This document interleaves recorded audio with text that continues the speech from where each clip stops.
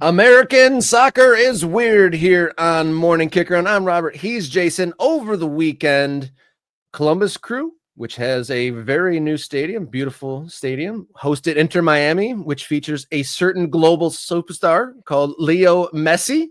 And the game was not held in Columbus, Ohio, but in Cleveland, Ohio, in the Cleveland Browns NFL Stadium. And so while at the beginning of the show, we talked about the game, great game, very entertaining. That's where I was from. I was in the non-Deca. So the supporter section in Columbus is called the Nordeca. And there was a little bit of a lapse from what I perceived. Shout out to Martin and Megan, actually, before we get into this. Met up with them, had dinner with them after the game, sat with them at the game. Some super fans who flew in from out of town for this match. And Martin, listener of the show, thanks for tuning in, Martin, if you're tuning in. Great conversation after the game, but there was plenty of mixed emotions at this match. It was 60,000, so electric atmosphere.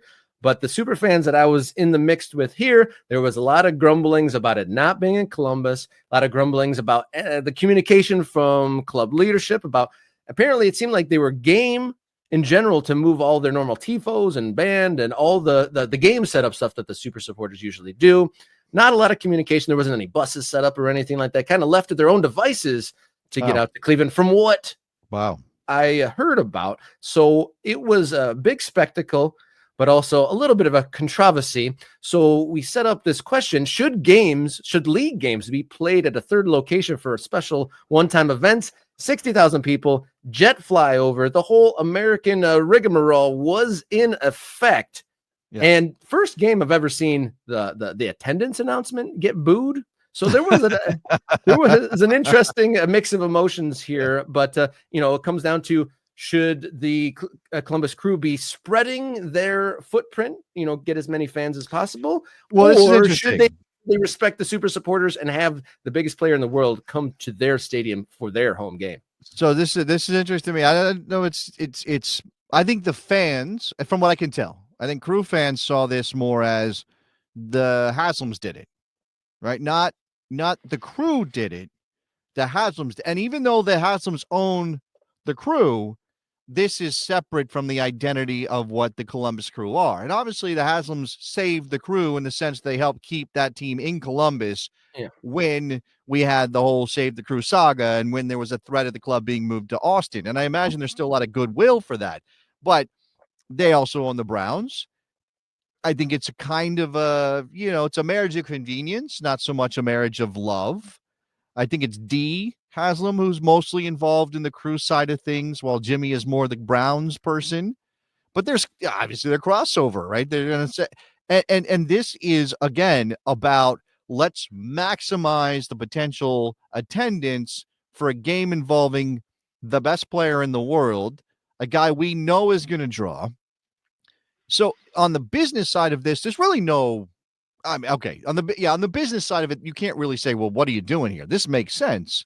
60,000 tickets sold versus 20,000 in Columbus, but it does strike at the purity of the game, right? And the thing that is supposed to happen, which I certainly railed about during the Save the Crew era, the whole saga, the whole drama, which is that sports teams, I'm going to say sports teams, soccer clubs maybe especially, but sports teams aren't just businesses, right? It's not. If I go down to my local bakery and buy a loaf of bread, I'm a customer, right? If that bakery says, you know what, this isn't the best location for us, we're going to move across town, and I'm upset, I can be upset, but I can find another bakery. This is not one of those things where like, oh, wow, my bakery's gone, my life is over. We treat our sports teams like extensions of ourselves, like extensions of our family. There's a civic connection that goes beyond business. So when something like this happens, when the ownership says, you know what's good for us, what's good for growing our brand, which those three words, man, they can make some people sick. It's to go play in Cleveland in front of 60,000 with a jet flyover, to do it all big American style. And man, I don't know, like, are we at a point? This is the question for me. Is American soccer at a point where we can afford to pass up on those opportunities to quote unquote grow the game the way the Haslams did, even if it was just clearly avarice and better for their bottom line? The funny comment coming in, I think from Urias or Nate, talking about, well, let's play just every Inter Miami game at SoFi. Why don't we? Which is funny to think about, considering all the games that have been happening in SoFi lately. But for a little bit of crew context through conversation, I guess before Cincinnati came into the mix a few years ago, Yeah. Columbus was marketed as Ohio's team. So there are chapters of the fan group in Cleveland and various different cities. Well, that makes Ohio. sense, and that makes sense. So again, and look, this is an in-state situation that kind of parallels to what we're seeing with European leagues and clubs imagining playing games outside of their home countries. Right? We just had U.S. Soccer reach an agreement, a settlement with Relevant Sports over the idea of playing league matches for La Liga, for Serie A, for whoever steps up and partners with Relevant or whoever else to organize these things in the United States,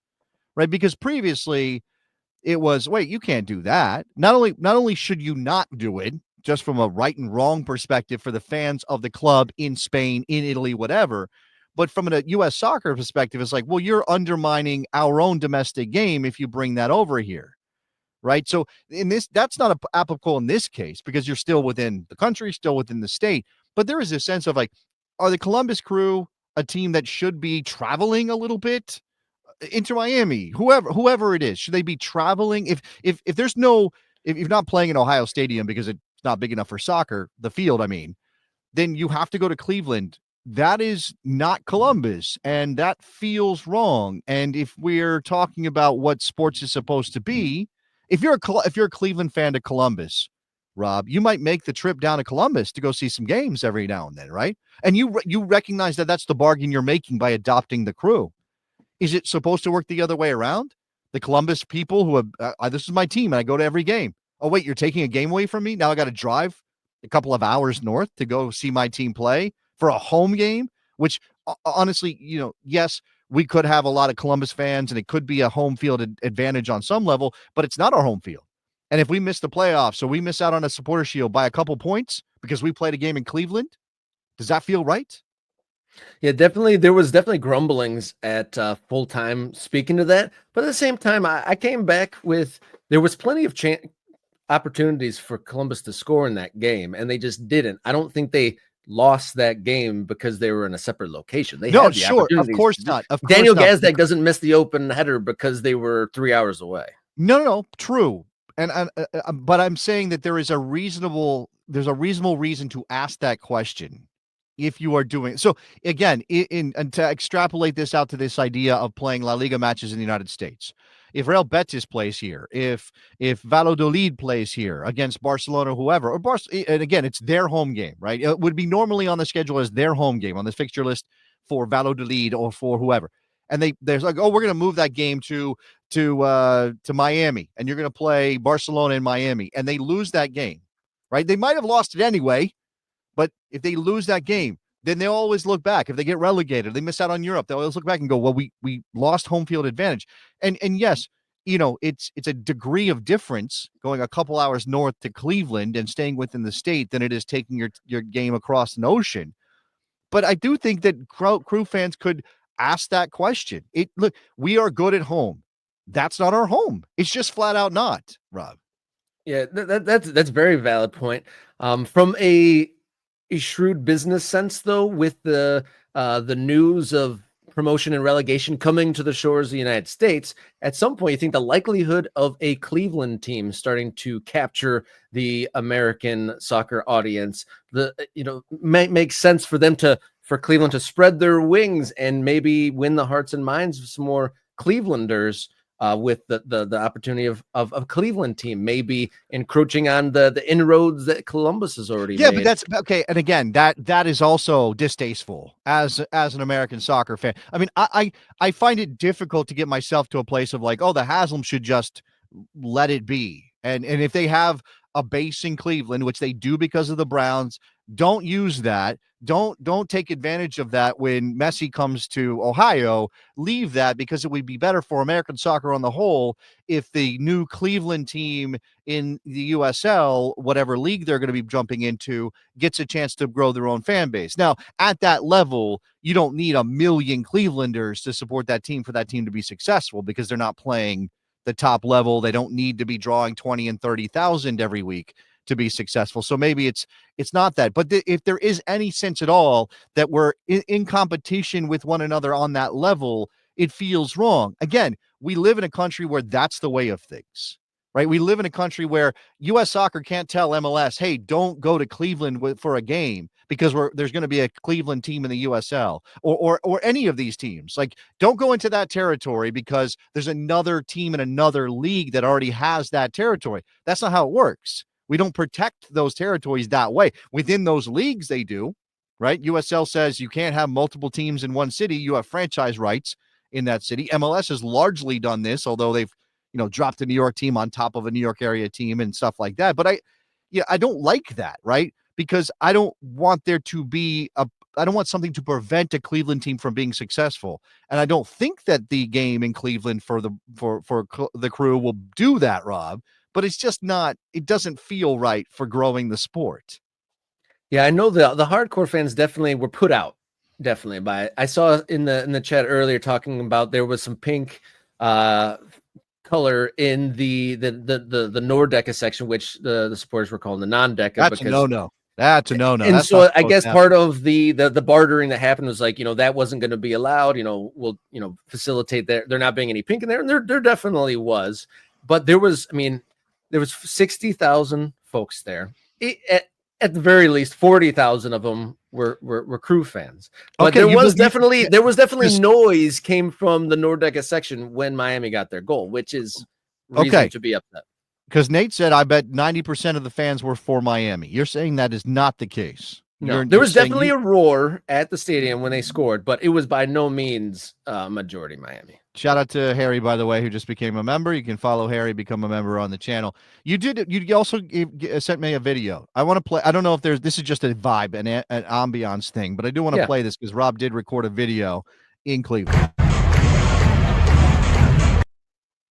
Let me do that again. One more time.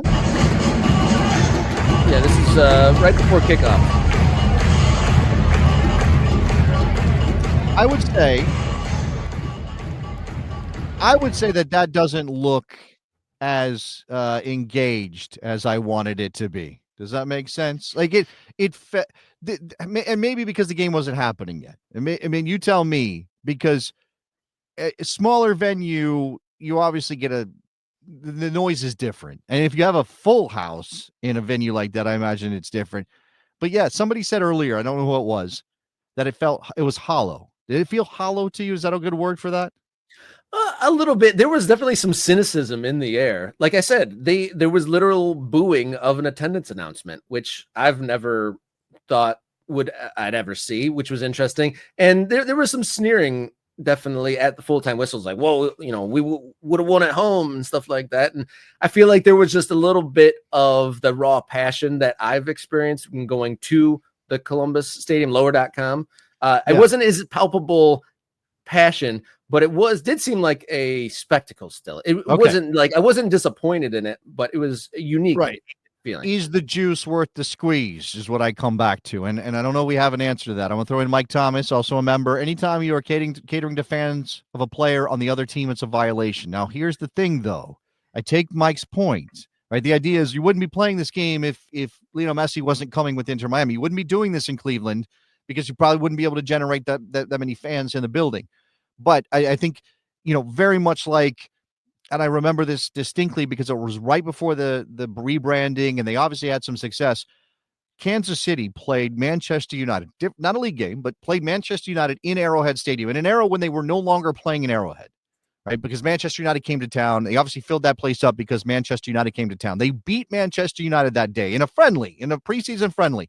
Still was a big deal. Helped launch that team in Kansas City to greater heights within the league. They built a stadium. They changed their name. They won a championship. 15 years later, they fired Peter Vermees. My point is, if you think that they were catering to Miami fans, to Messi fans, that's a violation. But if putting the Crew in front of fans who were only there for Messi helps turn those people into Crew fans, or helps make the sport bigger in Cleveland or in Ohio, generally speaking, is that okay? That's a big question. That's a very, very current American question there. I'll admit, when I was walking up and to the NFL stadium on the shores of Lake Erie in Cleveland, and there's this, hordes of people going there. There's helicopters flying over. At the anthem, there was jets flying over, and it was wild. This is all for one guy, like one person. Imagine if he pulled a hammy in warmups, and so we've done all this for what? You know what I mean? It's like, obviously you get people in the door there, but we definitely were, before we drove, it was a last second trip. We definitely were refreshing to see if Messi was in the lineup or not. Is that the building that has been called the Factory of Sadness? Is that the same building? Is that the Factory of Sadness? I could imagine it's the team's home of the Cleveland Browns. So even if it's not the official one, I'm sure there's plenty of sadness has happened in that building. Whether that's the actual building that was deemed the Factory of Sadness, that's a name that would transfer to the new, whatever the new building of the Cleveland Browns is, because the Browns generate sadness. That's just want to make. There you go. Producer Jenny can confirm in the chat that is the official sadness. I never thought I'd sit in the dog pound. I'll tell you, that was my first trip to Cleveland.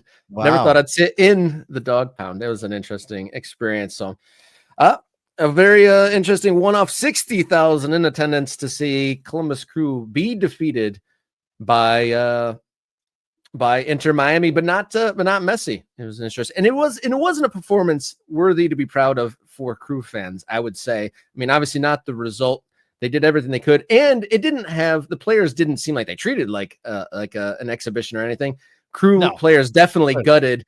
At the end of the game, when they, half the team is laying on the floor, they put their all into it. So definitely not a exhibition performance from the competitors on the field.